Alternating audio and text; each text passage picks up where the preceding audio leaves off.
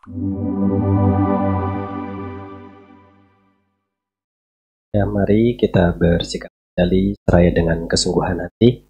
Kita mengarahkan perhatian penuh kesadaran kita untuk memberikan penghormatan pada Guru Agung Junjungan Buddha Gautama. Namo tassa bhagavato arahato sama sambuddhassa. Namo tassa bhagavato arahato sama sambuddhassa. Namo tassa bhagavato arahato sama sambuddhassa. Patirupa desa wasoca uppeca katha punyata attha samapanidicca etta manggala mutamang. Bertempat tinggal di tempat yang sesuai, memiliki timbunan kebajikan di masa lampau, dan membimbing diri dengan benar, itulah berkah utama. Demikianlah sabda Sang Buddha yang terdapat di dalam Manggala Sutta.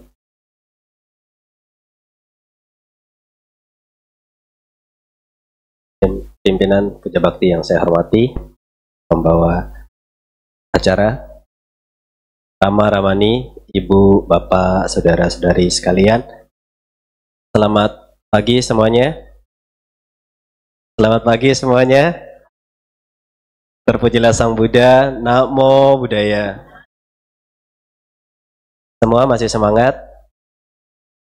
Ya, takutnya sudah mulai loyo nih di pagi ya. Izin Bapak Ibu Saudara sekalian, saya berbagi dharma pada kesempatan kali ini, bagaimana mengkorelasikan antara sutta dengan sosial dan spiritual. Ya, mungkin sudah membaca flyernya ya, diberikan oleh Wihara Eka Dhammaloka.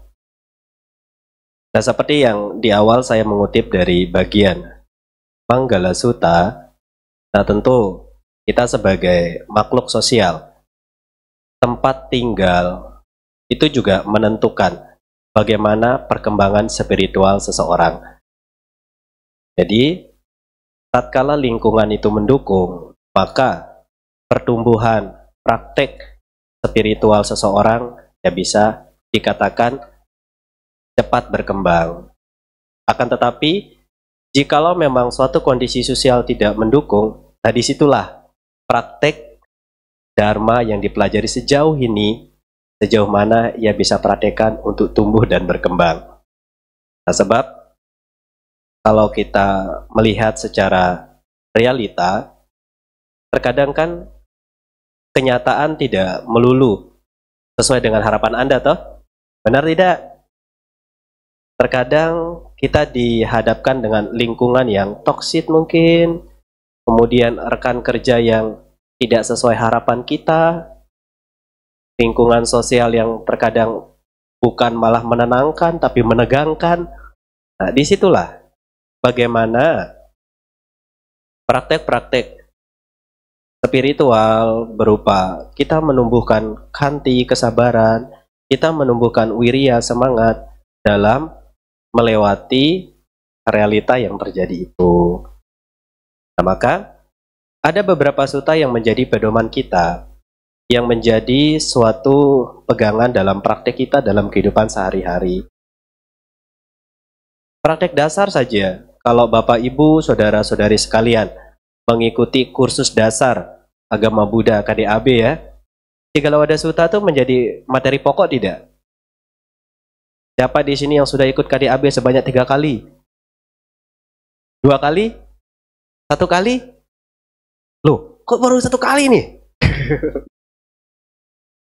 Ya, jadi Tigalawada Sutta yang sebenarnya menjadi pedoman dasar kita sebagai umat Buddha bagaimana berperilaku sosial. Namun, nilai-nilai spiritualnya terkandung di dalamnya.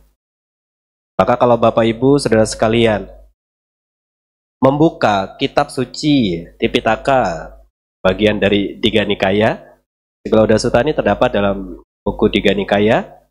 Nah, di situ akan lebih rinci Bapak Ibu memahami bagaimana kehidupan kita di tengah masyarakat.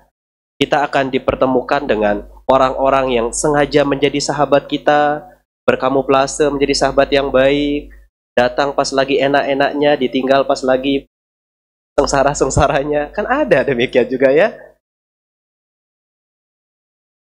Nah, ternyata ujian untuk melihat jauh mana sahabat sejati Anda pun ketika Anda mengalami kesusahan.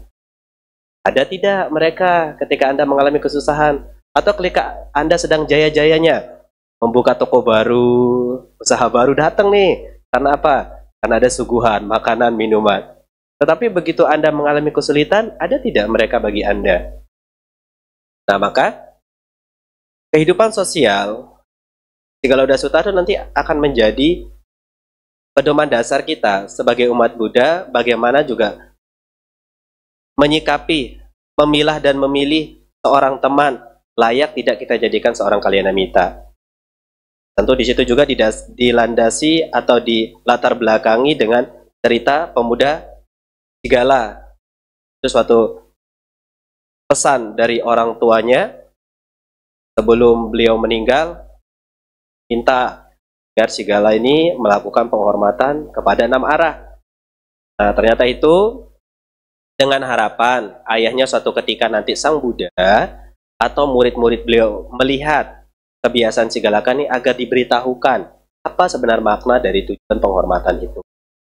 Maka seperti yang kita pahami secara globalnya, secara umumnya, di situ ada penghormatan terhadap 6 arah. Mulai dari timur, selatan, barat, utara, bawah, dan atas. Nah, timur itu menjadi simbol bagaimana kehidupan sosial di lingkup kecil itu keluarga kita. Karena matahari terbitnya dari timur. Nah, dianalogikan seperti kita lahir. Nah, disitulah penghormatan, sikap sosial yang mesti kita praktikkan dalam lingkungan keluarga. Dimulai dari orang tua. Nah, itu hal dasar. Bagaimana menerapkan spiritual dalam keluarga? Ya, Anda memiliki sikap hormat tidak kepada orang tua? Sebab dalam Sabrahma Sutta kan dikatakan orang tua ini guru pertama Anda. Ya, guru pertama kita. Seorang Brahma yang nyata, seorang dewa yang nyata di dunia. Nah, jadi kalau Anda ingin mendapatkan berkah, hormatilah orang tua di rumah. Kan di Manggala Sutta kan dikatakan juga Patapitu Upatana. Jadi menghormat, menyokong orang tua itu berkah utama loh. Nah, lalu kita diberitahukan selain arah timur ada arah selatan, yaitu kepada para guru, yakni guru-guru sekolah kita. Maka mulai dari PAUD, TK, SD, SMP, SMA, bahkan sampai perguruan tinggi. Nah, kita bagaimana berperilaku di situ? Sekarang tidak mudah loh mengarahkan perhatian penuh kesadaran tatkala para guru mengajar atau para dosen mengajar. Tidak gampang. Apalagi sekarang kalau sudah kuliahnya online. Kalau udah offline mah kalau sudah off kamera, entah kita kemana. Begitu dipanggil-panggil, orangnya nggak ada. Apakah tertidur atau meninggalkan laptop atau handphone untuk dijadikan sarana kuliah. Nah, itu sikap bagaimana kita menerapkan spiritual dalam kehidupan sosialnya. Bisa tidak kita menghargai para guru? Bahkan beberapa tahun terakhir, sepertinya guru memiliki kendala untuk mendidik anak-anak mereka, anak-anak didik mereka. Keras sedikit dilaporkan sama orang tua mereka.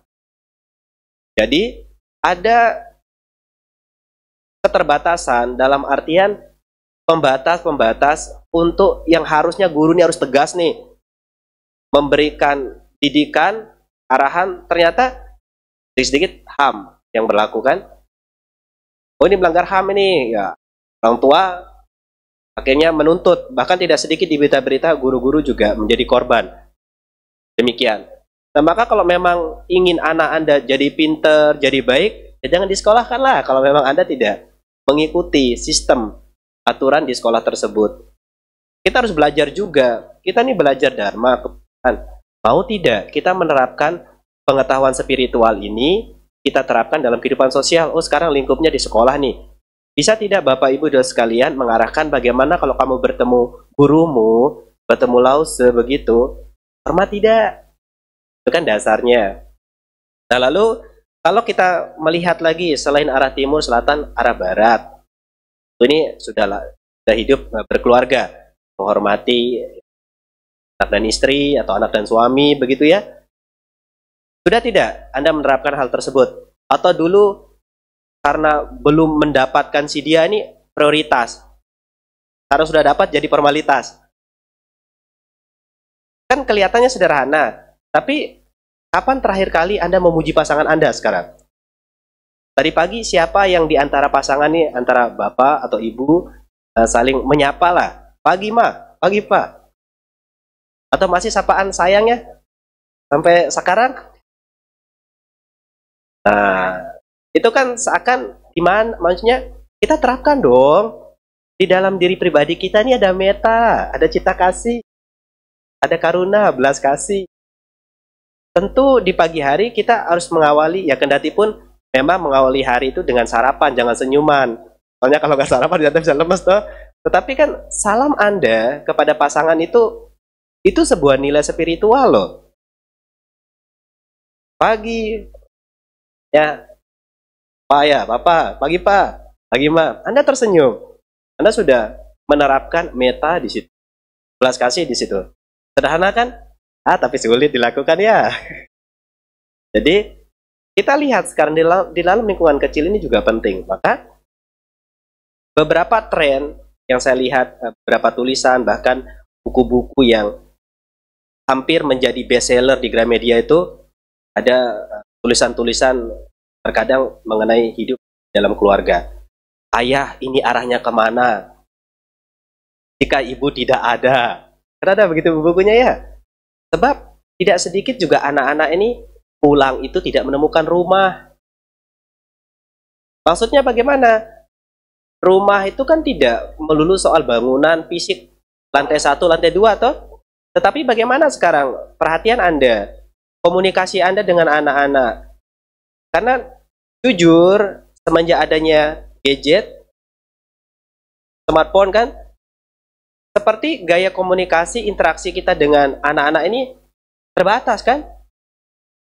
Nah, hubungan emosional Anda mulai tidak dekat. Akhirnya, karena tidak menemukan kasih, tidak menemukan empati dalam rumah, wajar. Catatan penting bagi orang tua, kenakalan remaja tidak 100% salah anak-anak. Tidak 100% itu salah anak-anak. Coba kita flashback. Coba kita cross check. Bagaimana kehidupan dia di dalam keluarganya. Wah, ternyata dia kurang dapat kasih sayang dari orang tua. Wajar. Kenapa dia mencari suatu kenyamanan, dia mencari suatu perhatian di luar sana. Oh, atau mungkin dia dengan terlibat minum-minuman agar dia dapat perhatian, atensi dari sahabat-sahabatnya. Bisa. Karena dia haus, dia butuh. Dia tidak dapat di rumah tuh. Sehingga apa? Dia mencari di luaran sana. Agar ia bisa diterima di suatu komunitas, dia harus menjadi bagian dari komunitas itu masalahnya.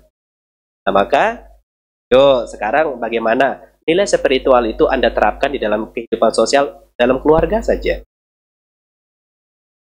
Kalau kita mengamati secara lebih dekat, ya karena hubungan humanis orang tua terhadap anak, ini keluarganya sendiri loh. Paling dekat loh. Apalagi kalau sekarang nih, Anda duduk bersampingan begini, kira-kira sudah kenal tidak satu sama lain? Ayo, coba lihat. Oh, kalau yang satu keluarga mah udah kenal nih. Yang lain nih, coba lihat di belakangnya. Kenal tidak? Sudah kenal, Bapak Ibu? Yakin? Karena saya lihat ekspresi Anda nih kaku-kaku sekali. Apakah Anda ragu? Saya tidak kenal kiri saya tidak berani tersenyum. Nah, sekarang kita lebih kepada lingkungan sosial yang lebih meluas lah. Di lingkungan ini sekarang. Sudah tadi saling menyapa, Satyoto, semoga Anda sejahtera. Ya. Paling yang cuma yang di depan tadi saja yang mungkin yang menyapa ya. Yang dapat tugas menerima tamu. Ya silakan masuk kok. Selamat pagi Satyoto, nanti duduk di depan ya, duduk di sana. Coba lihat kiri kanan sudah kenal belum? Kalau belum saya kasih waktu 1 menit lah. Biar nambah kalian yang minta Anda. Ya, nah ini kan nilai spiritual di mana meta Anda sekarang? Saya tanya. Kalau berbuat baik semacam ini aja, Anda masih seperti kanebo yang tidak kena air, kaku. Harusnya kan kita lebih luas. Kita bisa menerapkan meta ketika kita bertemu dengan orang-orang baru. Apalagi bisa dikatakan wihara nih patirupa loh. Tempat yang sesuai untuk apa? Ya menambah kalinamita Anda, menambah sahabat-sahabat baik Anda. Jadi ayo sekarang 1 menit, boleh lihat kiri kanannya, depan belakang. Saling sapa dulu yuk, biar apa aura kekakuan ini kita lunturkan dulu. Sudah? Tuh kan, yang lain aja masih kaku nih, masih, aduh kayaknya berat sekali ya mau kenalan ya. Oke, mungkin minggu depan Anda praktekkan sudah. Nah, selanjutnya arah utara, sahabat dan rekan kerja. Nah, jadi sekarang kita mulai melihat bahwasanya kalau kita berpedoman pada Sigolowada Sutta, ada loh bagaimana dalam kehidupan sosial itu kita harus berpedoman pada spiritual agar kehidupan kita ini terarah dengan baik, agar kita bisa terhindar dari hal-hal yang tidak diinginkan. Ya, bagaimana hubungan kita di luaran sana dengan rekan kerja? Bagaimana hubungan kita dengan teman-teman di luaran sana? Jadi, alih-alih kita merasa bahwa saya sulit mencari sahabat yang baik di luar sana, Bante. Kalau Anda sulit mencari sahabat yang baik, maka Andalah yang menjadi orang yang baik, sehingga Andalah yang dicari. Kalau Anda sudah menjadi orang baik, yang namanya hukum alam, pasti juga hal-hal baik akan datang kepada kita. Sebab kecocokan itu menentukan loh. Kalau frekuensi kita tidak cocok, nggak nyaman kok. Tapi kalau sudah kita sama-sama baik, diketemukan nih, wah cocok nih klub jadinya. Kemudian kita belajar lagi, oh ternyata kita harus menerapkan nilai spiritual kita juga ketika bertemu bawahan kita, karyawan kita. Ada tidak di antara Bapak Ibu nih yang punya usaha kemudian menyita ijazah karyawannya nih? Ada? Gak ada? Nah, kalau sampai ada saya laporkan sama wakil wali kota Surabaya nanti biar diurus ini. Ya, kita juga harus lebih humanis bagaimana? Sebab jujur, maju berkembangnya usaha Anda itu juga tidak terlepas dari peran karyawan-karyawan Anda loh. Mereka juga membawa rezeki mereka masing-masing karena kan mereka mewarisi karma mereka masing-masing. Ternyata ketika ikut dengan Anda, dia bawa karma baiknya loh. Ternyata melalui dia kok usaha kita lebih berkembang nih. Ya, jangan kita merasa kita 100% kita yang berpengaruh 100% di situ. Tidak juga. Kalau tidak ada mereka juga sulit Anda mengepakkan sayap usaha-usaha Anda. Nah, maka kita harus paham juga sekarang. Dari 10 karyawan Anda misalnya, mereka membawa karma mereka masing-masing loh. Mereka membawa rezeki mereka masing-masing loh. Sehingga pasang surut usaha kita pun, kita itu juga berpengaruh bagaimana seorang pemimpin, sebagai seorang leader mengarahkan mereka dengan baik. Kalau kita lebih bisa humanis kepada mereka, ya, tanpa kita paksa-paksa mereka kerja juga, itu sudah tergugah dalam hati mereka. Mereka tahu diri kok. Nah, lalu arah atas, bagaimana kita memiliki sikap hormat kepada guru spiritual kita. Dalam salah satu sutta Bapak Ibu, di bagian Anguttara Nikaya kelompok 7 ya, salah satu kemunduran seorang umat, dia belajar dhamma penuh kecurigaan. Dia belajar dhamma untuk mengkritik. Terus apa? Dia tidak mau lagi bertemu dengan guru-guru spiritualnya. Itu sebab kemunduran. Nah, maka sekarang bisa tidak dalam kehidupan sosial nilai-nilai dharma itu kita terapkan. Nah, sehingga kalau kita mempelajari dhamma itu lebih nanti, kalau prakteknya kan out nih. Kalau ke spiritualnya kan lebih ke dalam toh.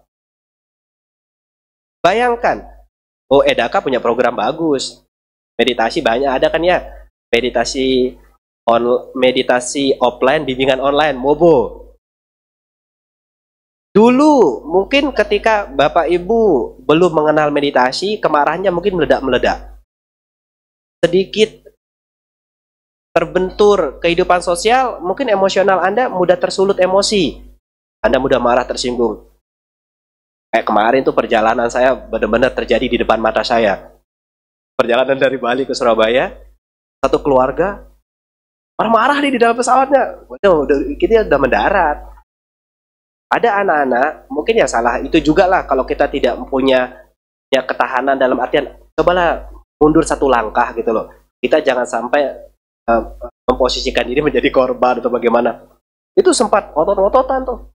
Kamu kok mendorong-dorong ibu saya? Pertama ayah si anak nih diem aja nih. Kemudian sudah kita keluar dari pesawat, jalan di apa namanya, Arga Barata apa? Ya kan Barata itu ya. Oh itu sudah balik lagi emosi orang tua si anak. Lo kamu yang tahu yang keras-kerasan tadi bla bla. Nah,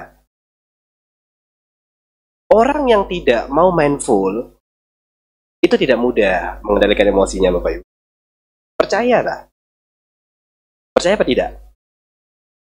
Kalau Anda tidak percaya, belajar untuk percaya dulu. Nanti ada praktekan masalahnya.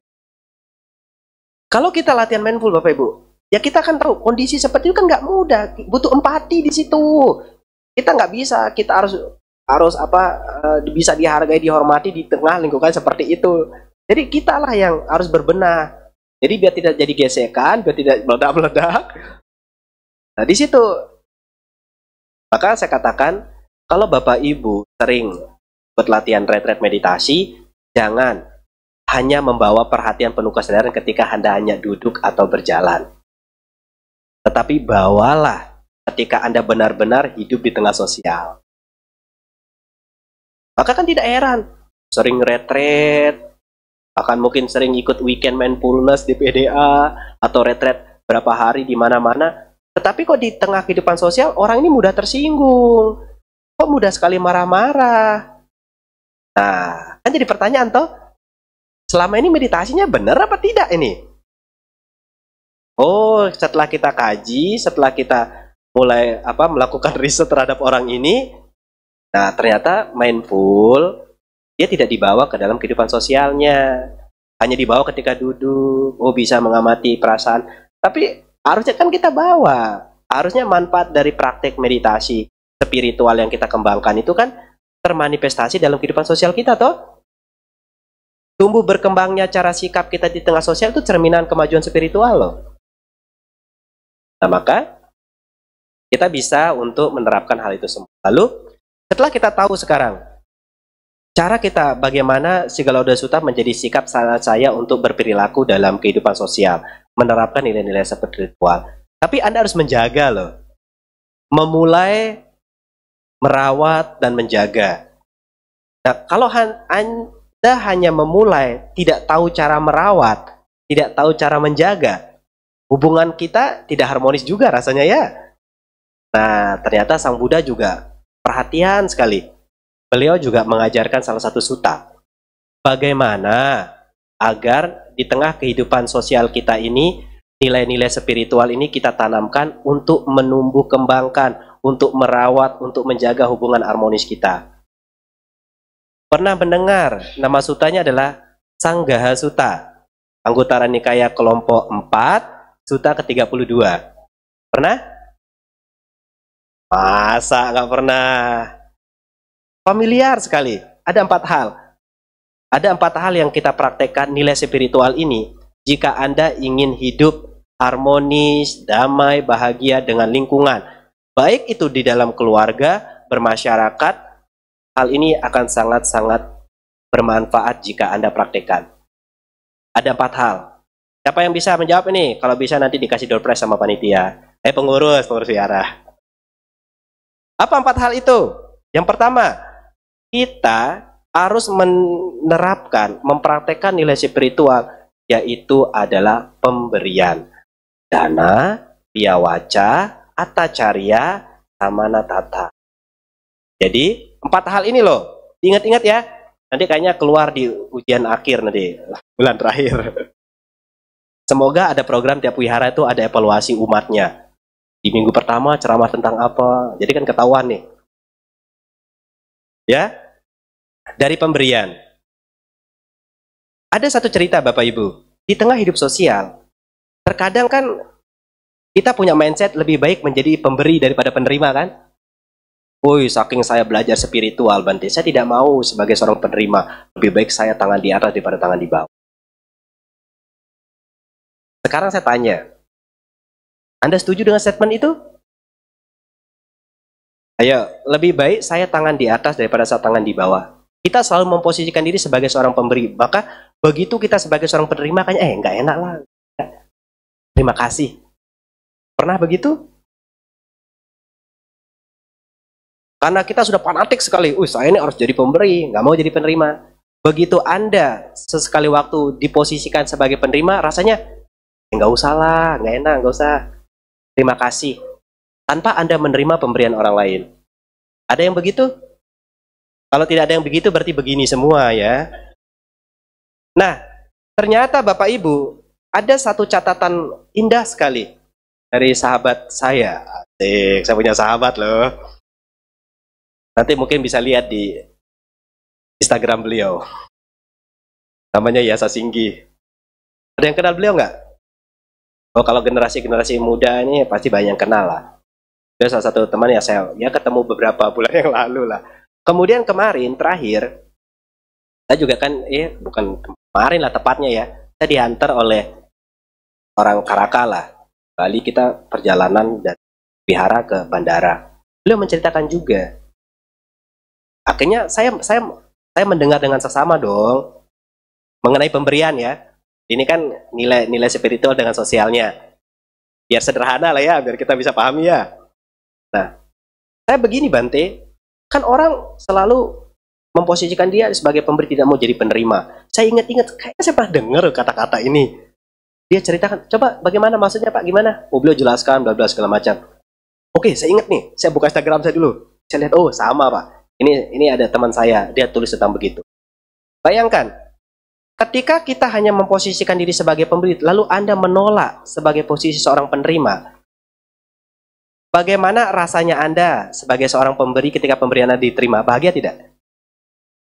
Loh kok tega? Anda tidak mau menerima pemberian orang lain. Benar kan? Loh, Anda senang ketika pemberian Anda diterima. Loh, kenapa Anda menolak pemberian dari orang lain? Berarti kan Anda tidak fair dong. Benar nggak? Kalau nggak benar berarti betul ini. Benar nggak?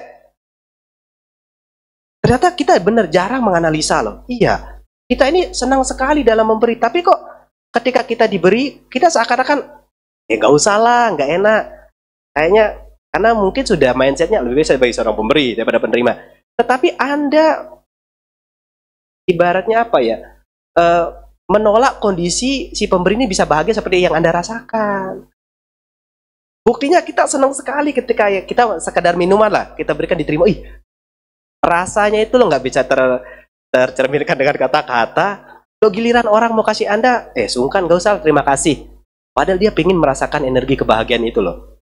Ternyata di situ kita belum menyelami sisi daripada ya kita harus fair dong. Maka baik ya. Jadi jangan sungkan-sungkan lah. Maksudnya ketika ada orang yang memberi Anda, terima saja. Perkara Anda menggunakan atau tidak menggunakan suatu barang, pemberian dari teman kita, sahabat kita, karena mereka ingin merasakan kebahagiaan yang Anda rasakan itu loh. Jelas ya? Ya, karena sudah jelas, mungkin kita akhiri. Lanjut. Kan baru-baru pemberian, ini sekarang piawaca. Ucapan penuh kasih. Maka di tengah Anda mau merawat, menjaga komunitas kita ini, itu yang saya tanyakan tadi, sudah kenal tidak dengan orang-orang di samping Anda? Kan piawaca, itu nilai spiritual loh. Jangan sampai cuek-cuek aja. Jadi paling tidak, ini kan sudah minggu terakhir nih, di bulan September ya. Siapa yang sudah 4 minggu terakhir Anda tetap di Edaka? Coba jujur, ayo. Kan boleh sih Anda ke dalam, boleh, tapi saya tanya, yang tetap misalnya di sini 4 minggu berturut-turut sampai minggu terakhir siapa? 1, 2, 3. Oh, berarti ini pindah-pindah semua nih ya. Nah, selama 4 minggu ini bertambah tidak kenalan Anda? Atau Anda punya circle di sini? Wah, nggak baik ini circle-nya nih. Loh, kan paling tidak, bayangkan 4 minggu ini kok teman Anda itu aja masalahnya.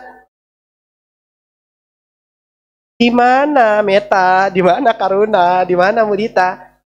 Gak ada niat menambah sahabat. Gak ada niat ya? Oh, sayang sekali. Nah, ini kan Apa? Kita jujur dong. Sayang, dalam arti maksudnya sayang sekali. Kita aktif wihara kok sahabat tidak bertambah. Maka piawacalah. Ya. Memberikan ucapan penuh kasih. Selamat pagi Ko, selamat pagi Ci. Tersenyum. Ya, agar Anda misalnya ingin lebih pede tersenyum ketika saling menyapa ya. Mungkin gunakan Pepsodent. Maaf, just kidding ya. Itu penting ya. Sederhana. Karena ini perilaku yang sederhana kita abaikan sekali. Padahal ini untuk merawat sosial kita loh.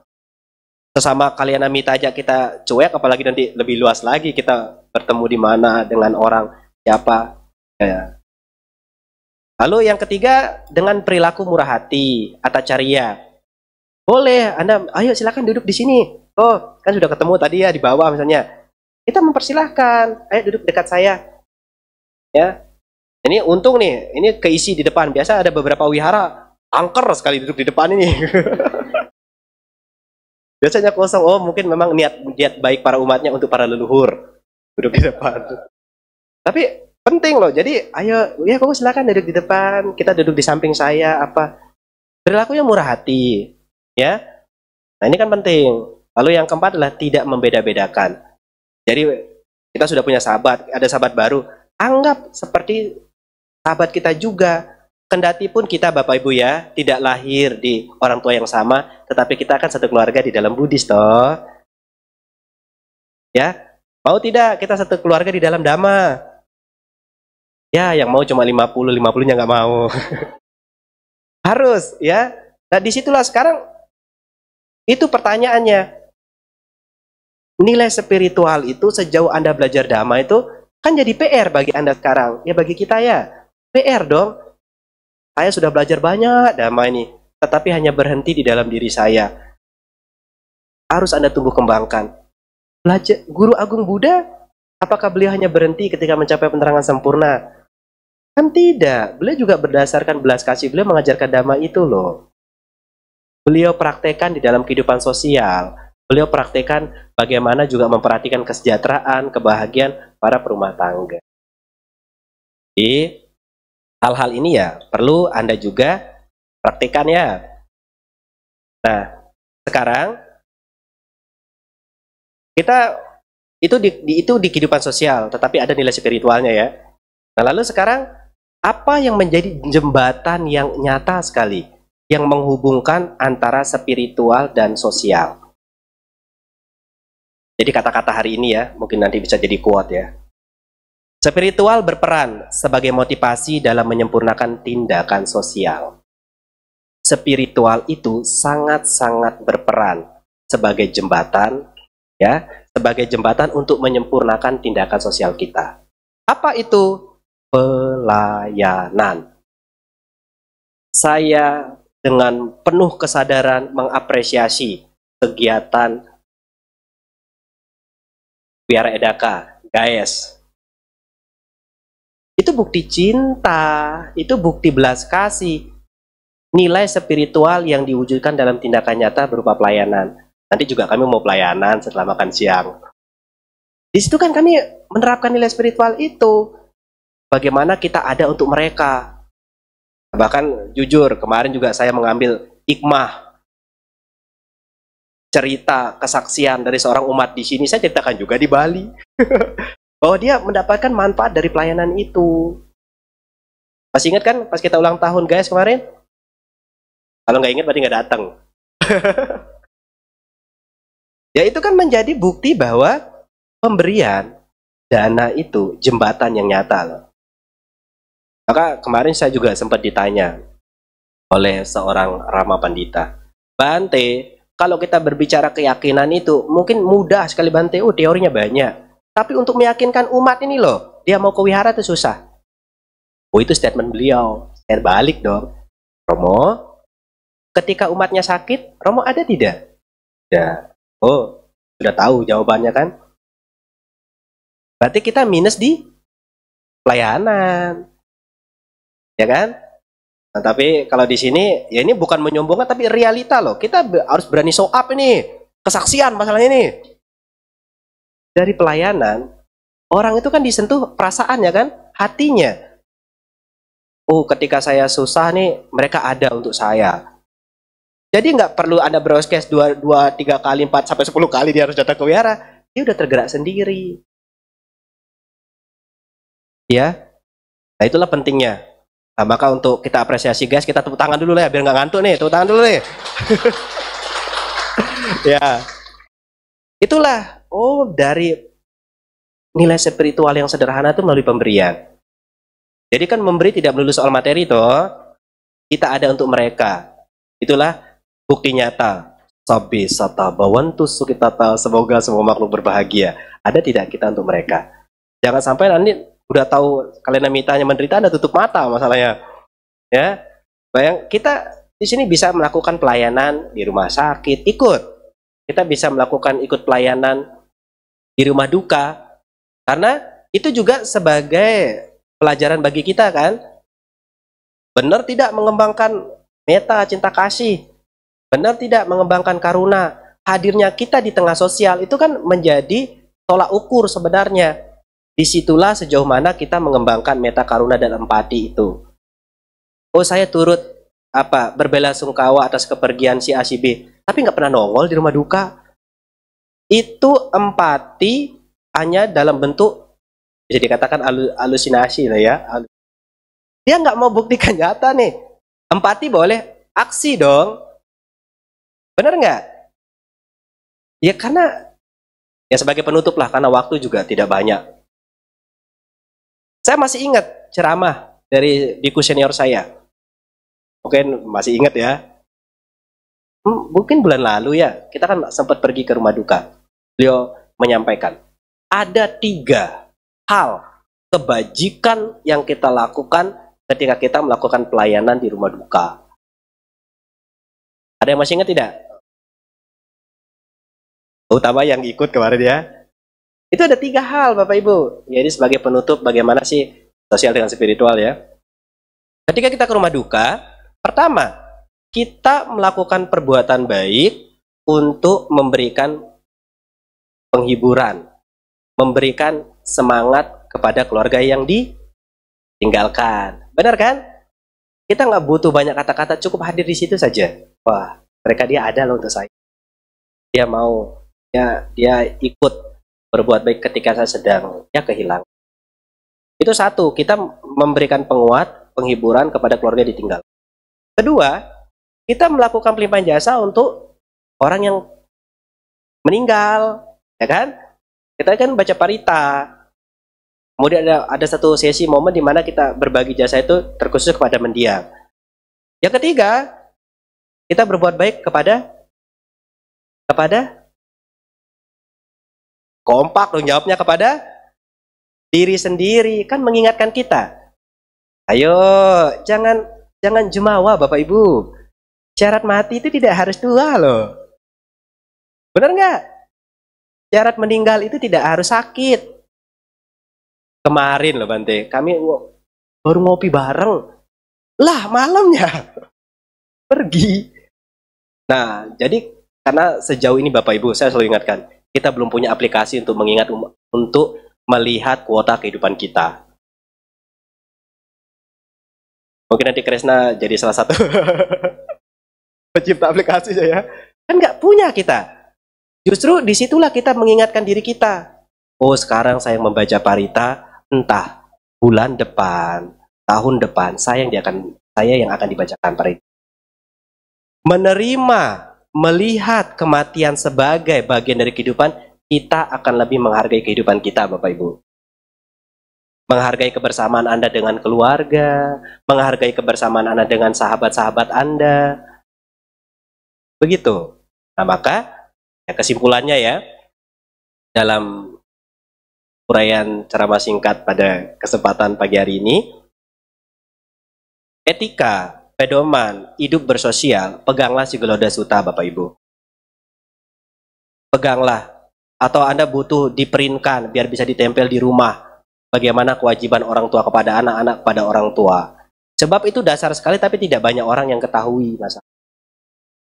Jadikan Sigalodha Sutta itu untuk pedoman Anda hidup bersosial. Dan di situ ada nilai-nilai damanya, ada nilai-nilai spiritual yang Anda praktekkan, seperti penghormatan, kan, tahu cara melayani. Kemudian, bukan hanya membangun suatu komunitas kehidupan sosial, tapi Anda punya PR untuk merawat, untuk menjaga. Dan di situ kita harus menerapkan di dalam Sanggaha Sutta, bagian dari anggota Nikaya kelompok 4 ya, Sutta ke-32. Bagaimana kita merawat melalui apa? Pemberian. Kedua, ucapan penuh kasih. 3, perilaku murah hati. Dan yang keempat adalah tidak membeda-bedakan. Di situ kita akan mampu merawat kehidupan sosial kita dengan nilai-nilai spiritual. Nah, maka apa yang menjadi jembatan yang nyata, real Bapak Ibu, untuk menghubungkan nilai spiritual yang bisa kita lihat adalah melalui dana, pemberian. Pemberian waktu kita ada untuk mereka di tengah mereka sedang sakit.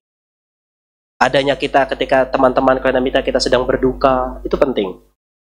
Jadi, semoga tanda singkat ini ya bisa menguatkan dan menyadarkan kita betapa pentingnya nilai-nilai Dharma ini kita praktikkan dalam kehidupan kita sehari-hari. Utamanya, Bapak Ibu mampu mengarahkan perhatian, penuh kesadaran Anda tidak mudah menjadi orang yang emosional, mudah tersinggung, tetapi lebih banyak merenung untuk menumbuhkan kebijaksanaan dalam kehidupan kita sehari-hari.